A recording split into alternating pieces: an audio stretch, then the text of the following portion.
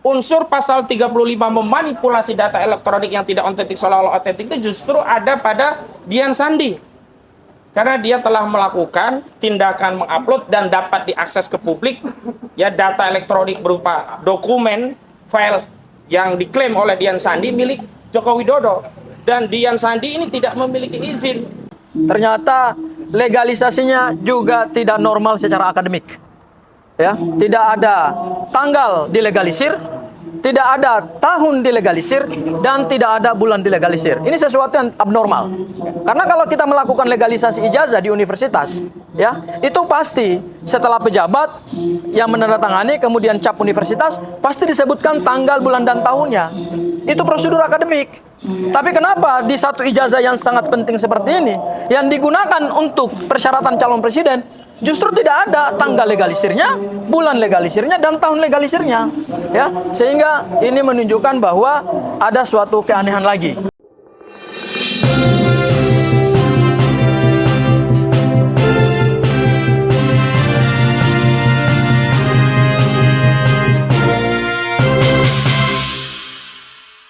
Bismillahirrahmanirrahim. Assalamualaikum warahmatullahi wabarakatuh. Rekan-rekan media, terima kasih telah memenuhi undangan kami. Kemarin sore kami mengirimkan undangan, sedianya jam 11, tetapi mohon maaf sekali lagi tertunda. Dan hari ini kami datang ke Reskrimum Polda Metro Jaya dalam rangka menjalankan dua agenda ya. Yang pertama agenda wajib lapor, yang kedua agenda sikap atau respon resmi kami selaku tim advokasi anti kriminalisasi akademisi dan aktivis terhadap berkas perkara Roy Suryo CS yang hari ini kita ketahui dikembalikan oleh Kejaksaan Tinggi DKI Jakarta ke penyidik Polda Metro Jaya. Dan perlu kami informasikan bahwa kami juga tadi sudah mengirimkan dua korespondensi secara resmi, nanti akan dibacakan oleh Bang Samsir Jalil, berkaitan dengan sikap kami atas pemeriksaan saksi dan juga bagaimana sikap kami terhadap berkas yang P19 atau dikembalikan oleh Kejaksaan.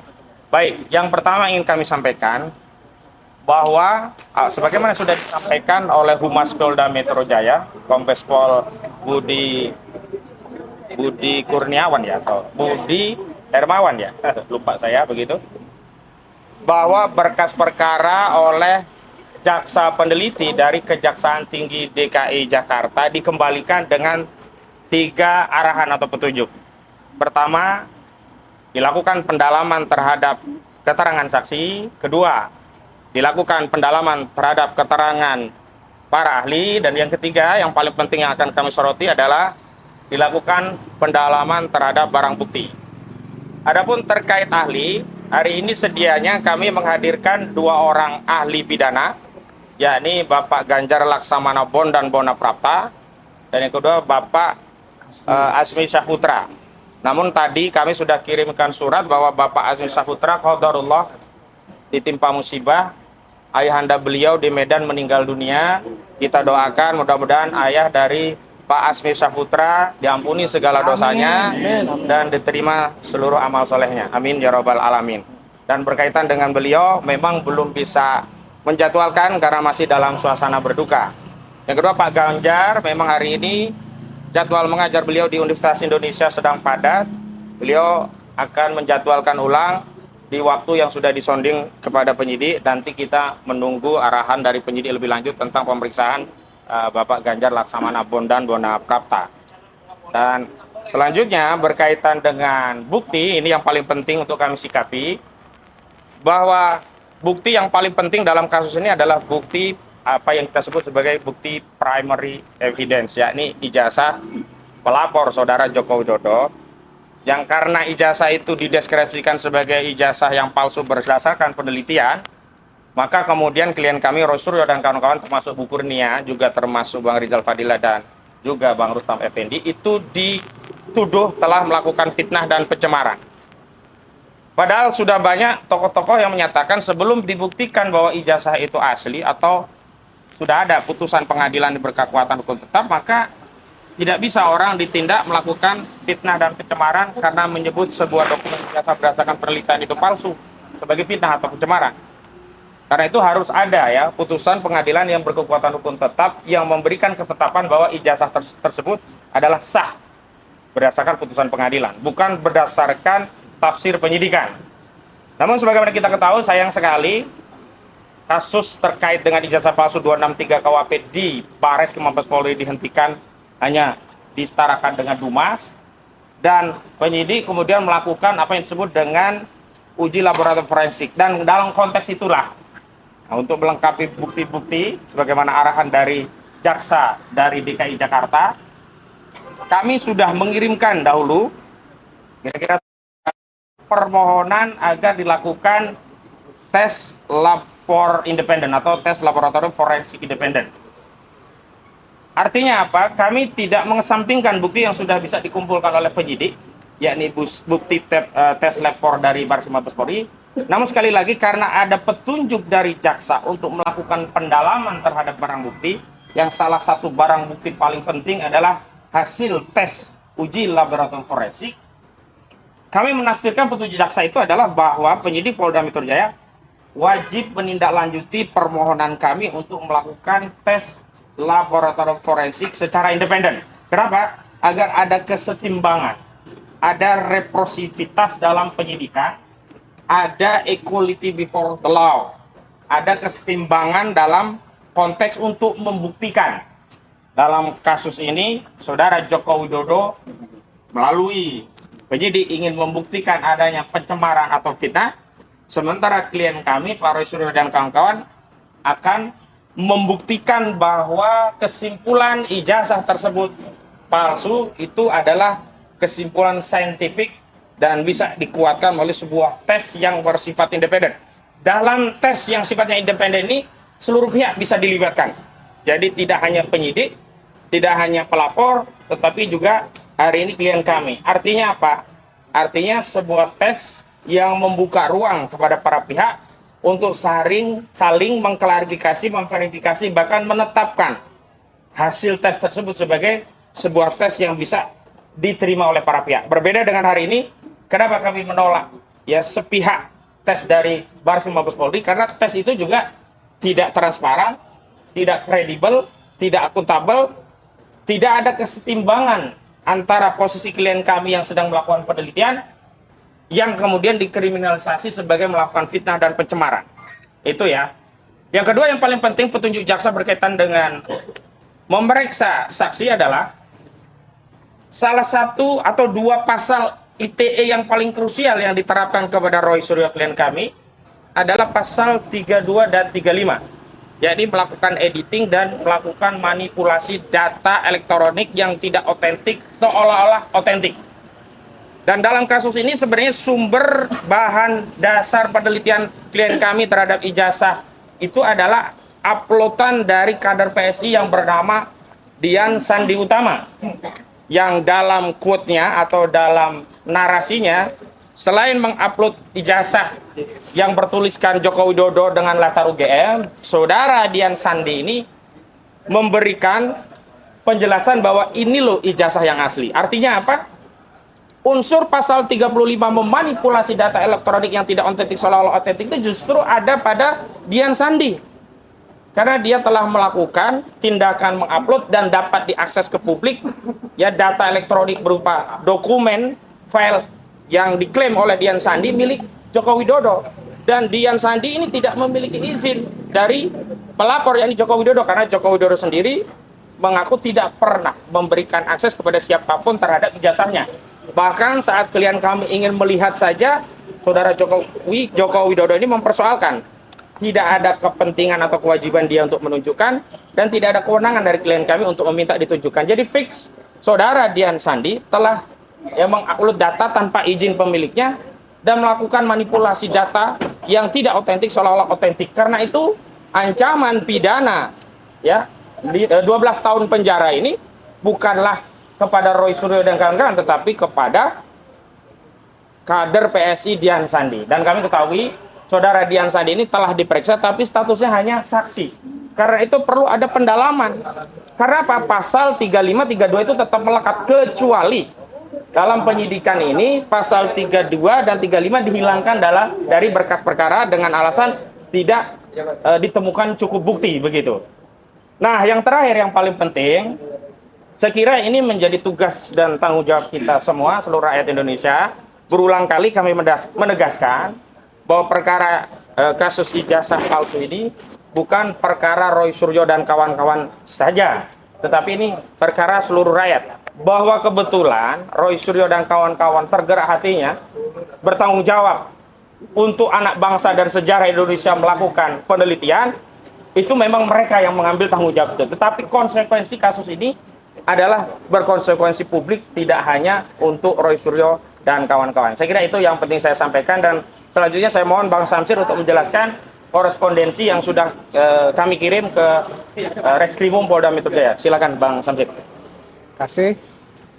Assalamualaikum warahmatullahi wabarakatuh. Salam.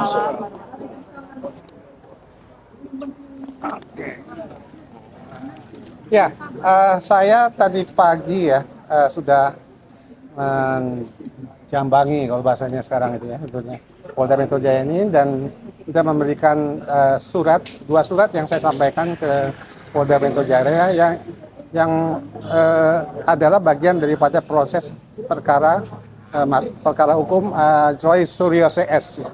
Nah, ini yang pada saat ini masih dalam proses untuk pemeriksaan saksi dan ahli. Jadi memang ke hari ini mestinya ada dua ahli yang diperiksa di Polda Metro Jaya ini, tapi karena berhalangan, satu karena orang tuanya meninggal dunia di luar kota, yaitu Dr. Asmi Saputra, sehingga dia tidak bisa hadir di tempat ini. Kemudian satu lagi Dr. Ganjar, beliau itu dosen di Universitas Indonesia. Beliau tidak bisa hadir juga karena masih belum mendapat jadwal yang pas untuk pemeriksaan kali ini. Jadi tadi dapat saya tunjukkan kalau kami sudah menyerahkan surat untuk ketidakhadiran mereka. Tentunya ini adalah bagian dari kami yang selama ini mendampingi Roy Suryo CS dalam pemeriksaan para ya sekarang tersangka ya ini, sehingga kami melakukan yang tentunya kerjasama yang baik dengan penyidik, apalagi setelah kita tadi disampaikan kalau kejaksaan telah mengembalikan berkas perkara yang diajukan oleh Polda Metro Jaya ini, yang salah satunya ya hubungannya dengan untuk pengembangan kembali terhadap keterangan saksi, keterangan saksi, keterangan ahli. Kemudian satu lagi ya tentunya ini yang kita sampaikan untuk itu, supaya mereka di sini penyidik Polda Metro Jaya betul-betul dapat memeriksa atau kelengkapannya yang telah diminta oleh Kejaksaan Negeri. Kemudian satu lagi kami menyerahkan surat, yaitu surat untuk melakukan laboratorium forensik independen. Sebenarnya ini yang kedua ini, tapi ini juga menyangkut pengembalian surat dari Kejaksaan ya, yang mereka juga minta untuk dilakukan pemeriksaan pendalaman terhadap barang bukti. Sehingga tentunya di sini yang kita ketahui, kita sudah berkirim surat untuk Polda Metro Jaya untuk melakukan labor independen. Kali ini pun ya kita mintakan kembali. Mungkin ya untuk mengingatkan mereka kalau ini adalah dibutuhkan, karena memang untuk barang bukti ini ya sangat menentukan ya. Apalagi barang bukti yang memang yang bukti pokoknya itu adalah primer ya, di sini adalah ijazah itu, sehingga kita sampaikan ke Polda Metro Jaya penyidik untuk dilakukan pemeriksaan di labor independen. Jadi surat-surat ini sudah kita sampaikan, jadi memang kita selalu kooperatif karena memang kita dapatkan juga kerjasama yang baik dengan para penyidik yang ada di Polda Metro Jaya ini. Sekian dari saya. Baik, ada pertanyaan? Kalau tidak ada, coba ada tanggapan tambahan dari Gafur. Oke. Terima kasih Bang Aka, Bang Samsir. Jadi rekan-rekan sekalian, hari ini Mas Roy tidak bisa membersamai kami, tapi tadi ada salam dari Mas Roy buat rekan-rekan media. Menurut saya ingin tambahkan dari hal yang terbaru ya. ada hal terbaru yang perlu diupdate kepada rekan-rekan media, yaitu salinan ijazah Pak Joko Widodo yang didapatkan Bonatua dari KPU itu kemudian telah dilakukan analisa oleh Mas Roy. Ya, seharusnya Mas Roy lah yang memberikan analisa ini kepada publik, tetapi mungkin saya akan mewakili sedikit saja dari apa yang dianalisa oleh Mas Roy. Yang pertama, ijazah yang didapatkan oleh Pak Bonatua, yaitu salinan yang diserahkan oleh KPU berdasarkan putusan dari Komisi Informasi Pusat, ini memang satu perjuangan yang tidak mudah ya. Karena kami beberapa yang ada di tim ini juga menjadi kuasa hukum Pak Bonatua pada saat Pak Bonatua memohonkan itu di Komisi Informasi Pusat. Dan perjuangan itu memang cukup melelahkan ya, karena memang dari awal semua upaya dari otoritas, yaitu KPU termasuk juga UGM, selalu berupaya dan berusaha untuk menutup-nutupi ijazah Pak Joko Widodo. Ya, kami nggak tahu sebetulnya ada apa di balik upaya untuk menutup ijazah Pak Joko Widodo, padahal ijazah itu bukan sesuatu yang membahayakan negara. Kalaupun disampaikan kepada publik, dibuka kepada publik, tidak akan mengancam integritas dan kedaulatan bangsa, tidak akan memicu perpecahan, kerusuhan sosial apalagi, ya. Tetapi justru karena ditutup itulah, maka kemudian banyak orang bertanya-tanya. Ya. Nah, kami mendapatkan itu karena berdasarkan pasal 18 ayat 2 Undang-Undang 14 2008 tentang keterbukaan informasi publik, bahwa dokumen yang awalnya adalah dokumen pribadi tetapi ketika digunakan untuk kepentingan mendapatkan jabatan publik, maka oleh undang-undang itu dikualifikasi sebagai dokumen yang dikecualikan dari kerahasiaan. Artinya bisa dibuka kapan saja, ya, sepanjang itu ada kepentingan publik di situ. Dan alhamdulillah Pak Bonatua berhasil mendapatkan itu, ya. Nah, hal yang kedua, setelah kita melihat fisik daripada salinan ijazah itu, maka terkonfirmasi bahwa antara apa yang diunggah oleh Dian Sandi pada saat Mas Roy, Bang Rismon, dan Dr. Tifa melakukan uji terhadap ijazah tersebut, itu ternyata basisnya sama. Ijazah yang sama, sumbernya yang sama, ya. Jadi ketika ijazahnya sama, sumbernya sama, maka terpatahkanlah semua serangan-serangan bahwa Mas Roy, Bang Rismon, Dr. Tifa melakukan analisa dari sumber yang tidak valid. Ternyata setelah kami mendapatkan salinan resmi itu, maka terkonfirmasilah bahwa yang diteliti Mas Roy itu sumbernya sama. Karena tidak mungkin ijazah itu ada dua versi. Pasti hanya satu versi. Kalau ada dua atau tiga versi, malah disinyalir adalah ada dugaan pemalsuan ijazah berkali-kali. Ya, jadi bukan hanya satu kali tetapi berkali-kali. Kalau ada beberapa versi. Nah, kemudian setelah dilakukan penelitian oleh Mas Roy, yang pertama saya ingin menyampaikan, saya mendapatkan hasil penelitian dari Mas Roy. Yang pertama adalah kalau teman-teman memperhatikan ijazah Pak Joko Widodo, ya, yang dilegalisir oleh dua pejabat dekan yang berbeda, yaitu yang pertama oleh Profesor Dr. Muhammad Naim pada tahun 2014 dan Dr. Budiadi SH Hud MAGR SC 2019, itu ternyata ada kesalahan prosedur akademik, yaitu tidak dicantumkannya tanggal, bulan, dan tahun legalisasinya. Itu agak aneh itu. Saya misalnya ingin melakukan legalisasi ijazah di universitas. 2015-nya tahu. Nah, ini belum, ini juga belum. Ya. Jadi yang kita dapat ini versi 2014 dan 2019. Ya. Nah, di 2014 dan 2019 ternyata setelah diteliti oleh Mas Roy secara berkali-kali, ternyata legalisasinya juga tidak normal secara akademik. Ya, tidak ada tanggal dilegalisir, tidak ada tahun dilegalisir, dan tidak ada bulan dilegalisir. Ini sesuatu yang abnormal. Karena kalau kita melakukan legalisasi ijazah di universitas, ya, itu pasti setelah pejabat yang menandatangani kemudian cap universitas, pasti disebutkan tanggal, bulan, dan tahunnya. Itu prosedur akademik. Tapi kenapa di satu ijazah yang sangat penting seperti ini, yang digunakan untuk persyaratan calon presiden, justru tidak ada tanggal legalisirnya, bulan legalisirnya, dan tahun legalisirnya, ya, sehingga maka ini menunjukkan bahwa ada suatu keanehan lagi. Itu hal yang pertama. Kita surat aja ada tanggal. Nah, surat dari Polda aja, padahal cuma tanda terima loh. Kita terima aja. Ada tanggalnya. Tapi sebuah dokumen resmi yang digunakan untuk mendapatkan calon presiden, untuk mendapatkan jabatan presiden, itu nggak ada sama sekali. Coba teman-teman cek, perhatikan kembali ijazah yang sudah dibuka kepada publik. Karena itu dokumennya sudah dokumen sah secara hukum. Jadi tidak bisa lagi kita menganalisis sesuatu yang tidak berbasis kepada dokumen yang asli. Tapi karena dokumennya itu sudah resmi, maka semakin lama semakin kelihatan barang ini. Ya, itu hal yang pertama. Hal yang kedua, saya nggak perlu bicara soal teknisnya ya. Nanti Mas Roy yang akan berbicara soal teknisnya. Ya. Nah, ternyata ijazah ini juga disinyalir tidak pernah dilakukan autentikasi. Artinya antara fotokopi dan aslinya tidak pernah diperiksa secara head to head. Ya, kita nggak tahu bagaimana mekanisme di UGM. Ketika melakukan legalisasi, apakah mereka juga melihat ijazah asli? Karena begini bang, saya misalnya ingin melegalisir ijazah saya di UI, itu saya harus membawa ijazah asli. Fotokopi misalnya ada 5 lembar, tetapi petugas harus melihat ijazah asli saya. Dan dibuat tanggal. Dan dibuat tanggalnya. Itu resmi. Apalagi universitas sekelas UGM.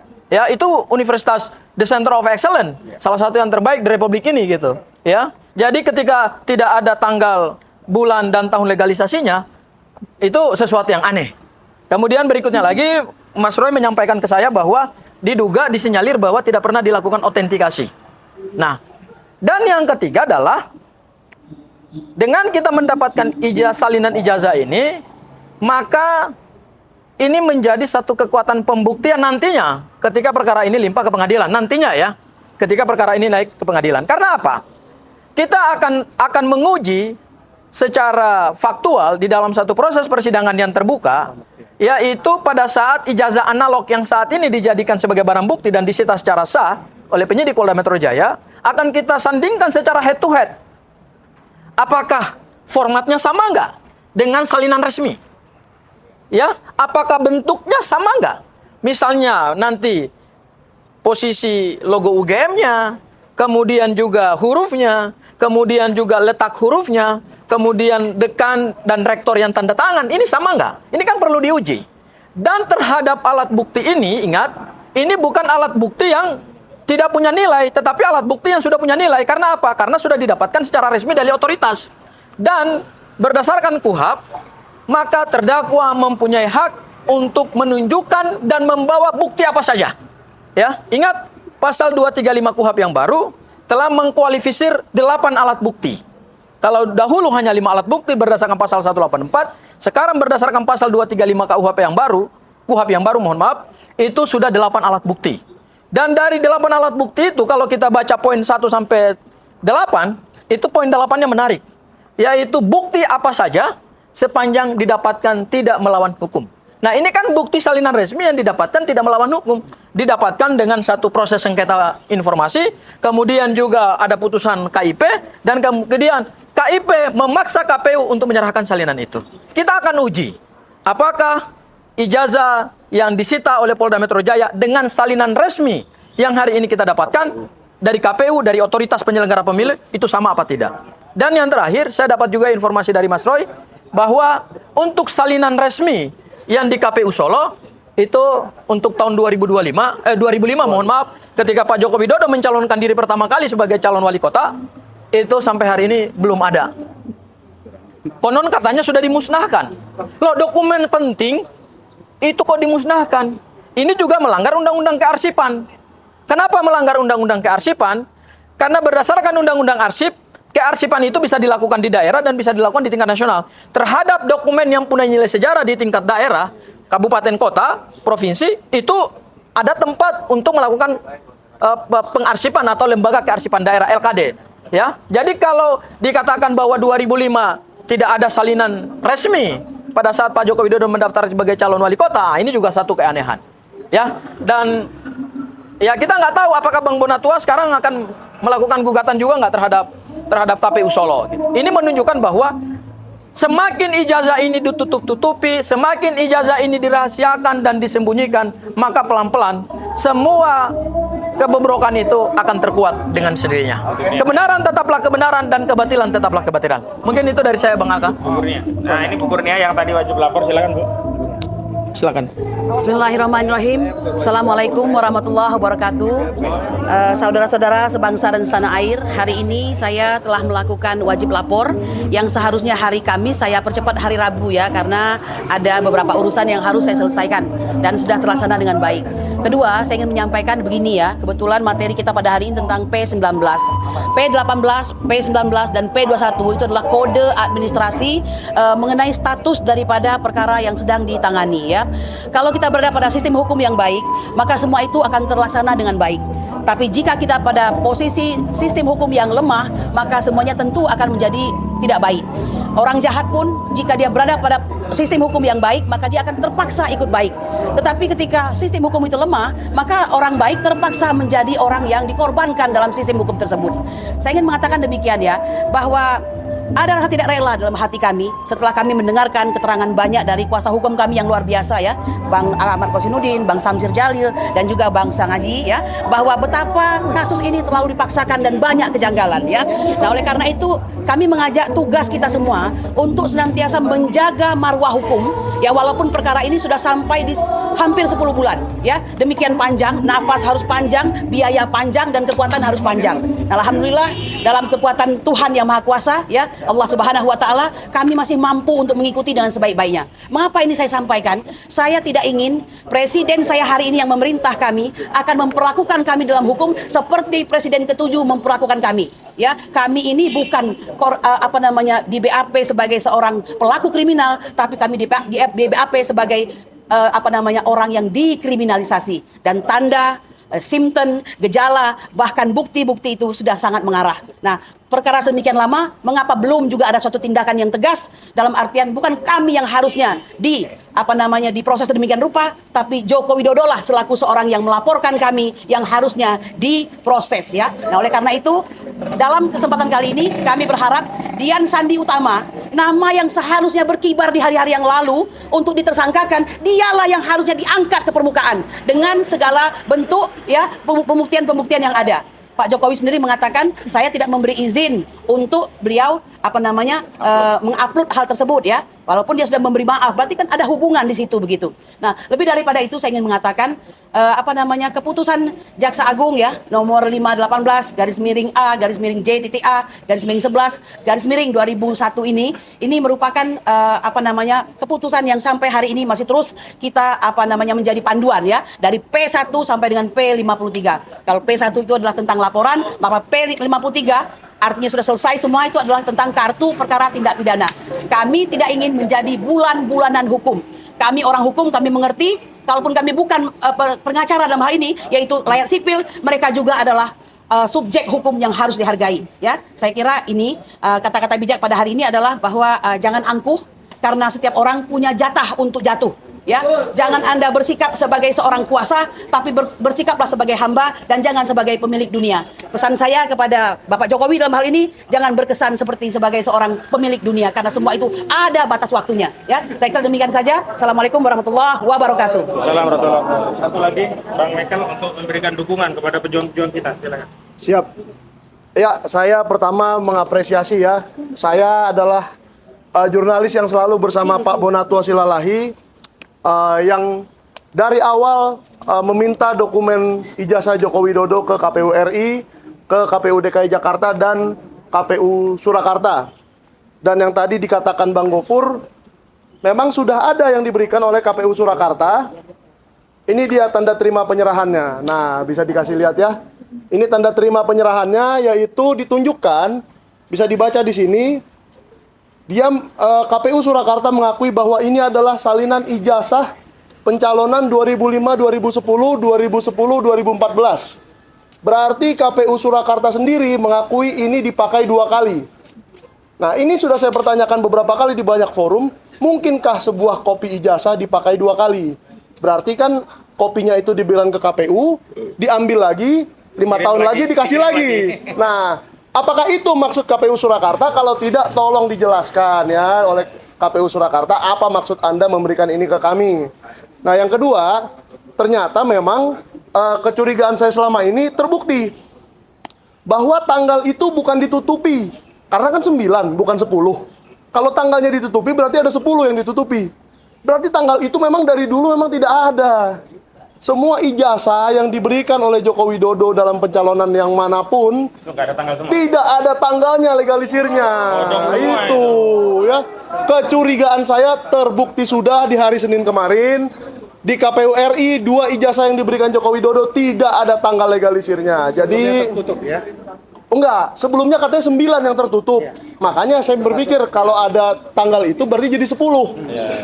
Nah, karena 9 berarti memang tanggal itu tidak termasuk yang ditutupi. Dan memang tidak ada. Nah, lalu seperti yang kata Bang Gofur tadi, yang 2005 di mana? Saya paham bagaimana logika Pak Roy Suryo dan Bang Gofur, karena ijazah yang diberikan KPU Surakarta ini memang tidak masuk akal. Karena dekannya masih Muhammad Naim. Dan beliau belum menjabat di tahun 2004 atau 2005. Semua Naim semua itu ya. Semuanya Naim semua. Jadi apakah Pak Naim ini adalah ahli legalisir? Jadi tahun berapapun dia boleh melegalisir, atau memang harus dekan yang menjabat di saat Namanya itu? dicatat aja, bisa jadi kan dia nggak tahu dicatat. Oh, bisa saja. Ini bisa juga di backdate gitu. Oh, backdate. Saya nggak tahu ya. Kita kan nggak Jadi tahu ya. jadi Nggak ada datanya, nggak ada date-nya. iya, jadi Nggak ada backnya, nggak ada date-nya. jadi nggak ada date-nya, nggak ada date-nya. Iya, nggak ada date-nya. Jadi saya berharap Pak Muhammad Naim Klarifikasi itu. jujurlah kepada rakyat, ya kan? Apa yang Anda lakukan di tanggal berapa dan di hari apa? Dan mungkin saya mendukung perjuangan kawan-kawan di Polda Metro Jaya dengan menghimbau Polda Metro Jaya, saya menghimbau Polda Metro Jaya penyidik untuk mengembalikan alat bukti yang digunakan oleh Bapak Joko Widodo dalam melaporkan, yaitu ijazah. Karena seperti yang waktu itu saya pakai, dalam pelaporan dengan pasal yang sama, saya memberikan sebuah kartu, Bang. Dan dikembalikan ya. di hari yang sama oleh penyidik Polda Metro Jaya juga. Jadi sama persis nih, apple to apple. Saya memberikan alat bukti, karena itu bukan barang yang saya pakai melakukan kejahatan, dikembalikan. Tapi kalau itu barang bukti, misalkan sebuah pisau dalam pembunuhan, ya itu nggak boleh dikembalikan. Jangan-jangan karena ini hasil Dipakai kejahatan dia. Oh, saya nggak tahu. Makanya, dikembalikan makanya. Iya, makanya kan Polda Metro Jaya, saya rasa Humas Polda Metro Jaya harus memperjelas. Iya, Kenapa ijazah Bapak Jokowi tidak boleh dikembalikan? Apakah itu diduga barang yang dipakai melakukan kejahatan? Betul. Maka itu tidak bisa dikembalikan. Nah, ini Polda Metro Jaya yang bisa menjawab. Tapi saya mendukung semua Bang Gofur dan kawan-kawan dalam Ya. upaya-upaya ini. Ya. Thank you. Saya tambahkan begini ya. Saya lanjutkan apa yang disampaikan oleh lanjutkan, Bang. Bang Michael. ya, Bang Michael. Yaitu pasal 241 Ya. yang disebut barang bukti ada 3. 1. Alat atau sarana untuk melakukan tindak pidana. Nah, itu Yang dia. kedua, alat atau sarana yang menjadi objek tindak pidana dan atau aset yang merupakan hasil tindak pidana. Pertanyaan kita terhadap 3 kualifisir barang bukti berdasarkan pasal 241 KUHP yang baru, Ya. ini masuk dalam kualifisir yang mana nih? Ya, makanya Apakah nggak boleh sarana kembali. melakukan kejahatan, hasil kejahatan, atau sarana untuk membantu melakukan kejahatan? Nah, ini yang Wah, kita belum tahu. biar Humas Polda Metro Jaya yang nanti menjawab ya. Oke, thank you semua. Satu lagi, Bang Rustam. Bang Rustam. Saya lewat depan aja ya. Soalnya nggak muat. Bismillahirrahmanirrahim. Assalamualaikum warahmatullahi wabarakatuh. Hari ini ketiga kalinya saya melakukan wajib lapor. Yang seharusnya bukan saya yang harus wajib lapor. Yang harus wajib lapor itu adalah Joko Widodo yang memalsukan ijazah orang lain untuk kepentingannya sendiri di wali kota, gubernur maupun di presiden. Oleh karena itu, kepada Pak Joko Widodo, segeralah bertaubat. Segeralah meminta maaf kepada seluruh rakyat Indonesia bahwasanya dia harus mengakui kesalahannya, kekhilafannya. Jangan bohongi rakyat dengan cara mengkriminalisasi kami. Seharusnya yang ada di sini itu Joko Widodo yang harus wajib lapor bulak-balik gitu loh. Nah, masalah tadi yang sudah dibicarakan oleh kuasa hukum kami, ini membuktikan kalau ijazah Jokowi itu memang palsu. Permasalahannya itu apakah dibuat di pasar pramuka atau di cetakan yang lain. Kalau saya menduga itu di pasar pramuka. Karena apa? Pembuatnya itu yang selalu saya sebutkan, Eko Sulistyo. mantan ketua KPUD Solo yang hari ini belum tampil. Eko, kamu tampil. Banyak yang dulu bagian dari kamu sekarang akan melawan kamu. Termasuk senior-senior dulu pendukung relawan Joko Widodo. Oleh karena itu jelas dapat dipastikan atas pernyataan tadi, ijazah Jokowi palsu. Dibuat di Pasar Pramuka. Saya menduga yang buat itu Eko Sulistyo. Kepada Kapolri Pak Listio Sigit, tolong jangan mau dijadikan tumbal ijazah ini oleh Jokowi sehingga institusi Polri menjadi buruk. Apalagi sebentar lagi juga nggak lama lagi Pak Listio juga pensiun atau akan diganti.